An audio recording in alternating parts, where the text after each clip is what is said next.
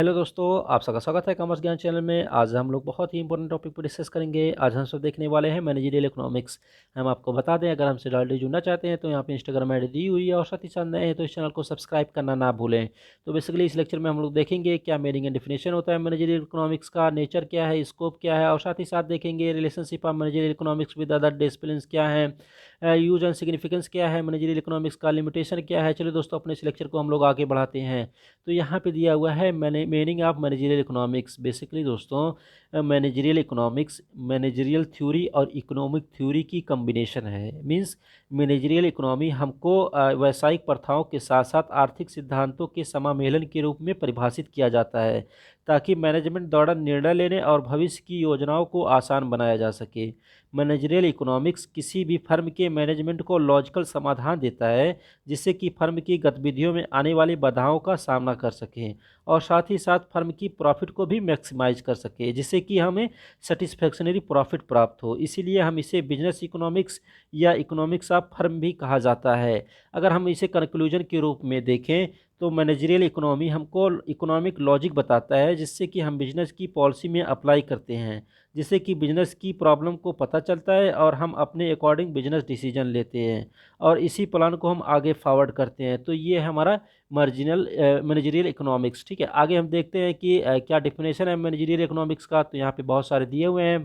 First point है कि according to McNair and Meriam के थ्रू, तो ये कहते हैं कि managerial economic is the use of economic modes of thought to analyse the business situation. ठीक है, अकॉर्डिंग टू जीएल डीन के थ्रू कहते हैं कि the purpose of managerial economics is to how economic analysis can be use in formulating policy, यानी कि किस तरह से हम यूज करें इकोनॉमिक एनालिसिस को कि हम अपनी पॉलिसी को फार्मूलेट कर पाएँ। ठीक है, अकॉर्डिंग टू मैंसफील्ड के थ्रू कहते हैं कि managerial economic is concerned with the application of economic concept and economic analysis to the problem of formulating rational managerial decision। ठीक है, आगे हम देखते हैं कि क्या नेचर है मैनेजरियल इकोनॉमिक्स का। तो यहाँ पे बहुत सारे दिए हुए हैं। फर्स्ट पॉइंट है कि art and science.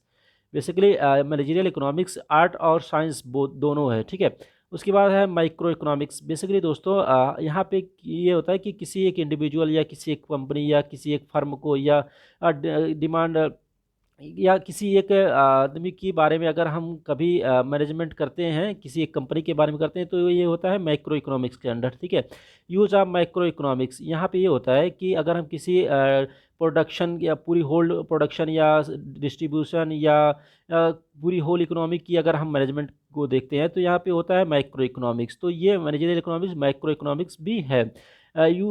Multi disciplinary means क्या होता है कि बहुत सारे tools, techniques, theories and content use होते हैं इसमें, जैसे कि economics, management, statics, mathematics, accountancy, sociology, physiology, तो ये सब यूज़ होते हैं। तो ये मल्टी डिसिप्लिनरी होता है कौन, मैनेजरियल इकोनॉमिक्स। ठीक है, prescriptive and normative discipline. Basically इसमें यह देखा जाता है कि what should be done, which means discriminating the ideal of the actual. ठीक है, या उसके बाद आता है मैनेजमेंट ओरिएंटेड, यानी कि मैनेजरियल इकोनॉमिक्स क्या है, मैनेजमेंट ओरिएंटेड होता है, क्योंकि ये मैनेजमेंट को बहुत ही हेल्प प्रोवाइड करता है। ठीक है, पैराग्रामेटिक मीन्स होता है कि एनालाइज करता है ओवरऑल सिचुएशन को, जो भी मैनेजरियल डिसीजन लिया जाता है।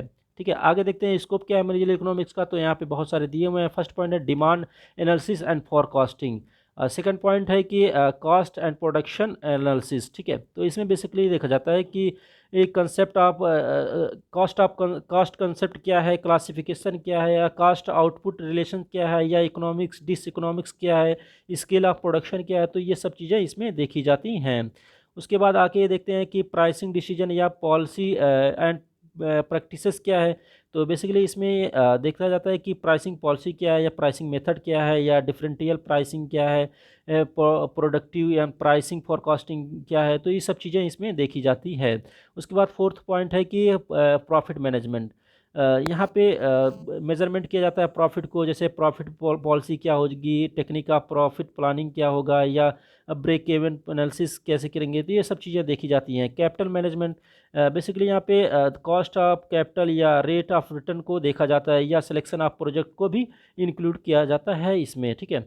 आगे देखते हैं कि analysis of business environment. Basically दोस्तों यहाँ पे देखा जाता है कि क्या इन्वायरमेंट है बिजनेस का, जैसे कि एम्प्लॉयमेंट थ्योरी क्या है, या मॉनेटरी पॉलिसी क्या है, फिजिकल पॉलिसी क्या है, industrial policy, foreign trade policy, या गवर्नमेंट का इंटरवेंशन क्या है, डायरेक्ट है इनडायरेक्ट है, ये सब चीज़ें यहाँ पे देखी जाती है।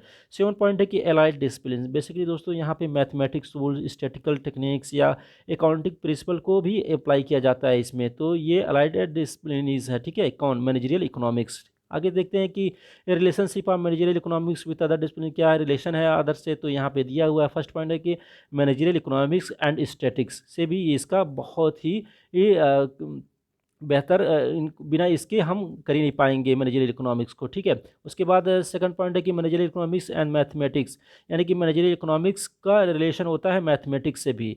Managerial economics and accounting, managerial economic and operation research में भी, managerial economics and theory of decision making, managerial economics and economics में भी इनका योगदान होता है। तो आगे हम देखते हैं कि क्या यूज़ एंड सिग्निफिकेंस है क्या मैनेजरियल इकोनॉमिक्स का, तो यहाँ पे दिया हुआ first point use of integration of economics theory, ठीक है। सेकंड पॉइंट है कि use of solution to practical business, ठीक है। तो ये बेसिकली प्रैक्टिकल जो बिजनेस होता है, जो आम नॉर्मल डे में चलता है, तो उसमें सोल्यूशन में क्या प्रॉब्लम आती है उसको सोल्यूशन करने में भी हेल्प प्रोवाइड करता है, ठीक है। ऑप्टिमम यूज़ ऑफ रिसोर्सेज, जो कम रिसोर्सेज हमारे पास हैं उसको हम किस तरह से यूज़ करें कि अधिक से अधिक हमको प्रॉफिट हो, तो इसमें ये हेल्प प्रोवाइड करता है मैनेजरियल इकोनॉमिक्स, ठीक है। उसके बाद यूज़ फॉर अदर सब्जेक्ट, बहुत सारे सब्जेक्ट हैं जिसमें यूज़ होता है managerial economics. Use for overall development में भी यूज़ किया जाता है, कौन? मैनेजरियल इकोनॉमिक्स को। Use in making right decision, ठीक है। अगर हम कभी राइट डिसीजन मैनेजमेंट को लेना होता है तो मैनेजरियल इकोनॉमिक्स का यूज़ किया जाता है बहुत ब्रॉड लेवल पे, ठीक है। आगे देखते हैं क्या लिमिटेशन है मैनेजरियल इकोनॉमिक्स का, तो बहुत लिमिटेशन है, जैसे कि इमरजेंस ऑफ मोनोपोलीज। अगर बहुत सारे ऐसे एसेंशियल प्रोडक्ट होते हैं जहाँ पे मोनोपोली पाई जाती है, जैसे कि इलेक्ट्रिसिटी का प्रोडक्शन हुआ, या डिस्ट्रीब्यूशन कंपनीज हुई, या टेलीफोन सर्विस हुआ, या रेलवे हुआ, तो क्या होता है कि यहाँ मोनोपोली होने की वजह से हाईली चार्ज काटा जाता है यहाँ के लोगों से, तो ये लिमिटेशन है इसका, ठीक है। सेकंड पॉइंट है कि इमरजेंसी ऑफ ओलिगोपोली। अगर जहाँ पे ओलिगोपोली रहेगा तो यहाँ पे क्या होता है कि बहुत हाईली चार्ज काटा जाएगा, मतलब highly price charge by the firm, ठीक है। तो फर्म के द्वारा बहुत हाईली चार्ज लिया जाएगा। उसके बाद है थर्ड पॉइंट, एक्सप्लोनेशन ऑफ वर्क। अगर बड़ी बड़ी कंपनियां रहेंगी तो वहाँ अगर वहाँ का मैनेजमेंट होगा इस तरह से, तो क्या होता है कि वहाँ के लोगों को कम पैसे पे ज़्यादा काम कराया जाएगा, तो यहाँ पे एक्सप्लोनेशन होता है क्या? वर्कर्स का, ठीक है। सोशल कॉस्ट होगा, कट थ्राट कंपटीशन होगी। अगर मैनेजरियल इकोनॉमिक्स का यूज़ होगा तो क्या होगा कि यहाँ पे कट थ्राट कंपटीशन बहुत हाई लेवल का होगा, ठीक है। तो thank you everyone watching my videos. आप लोग लाइव सब्सक्राइब करना ना भूलें।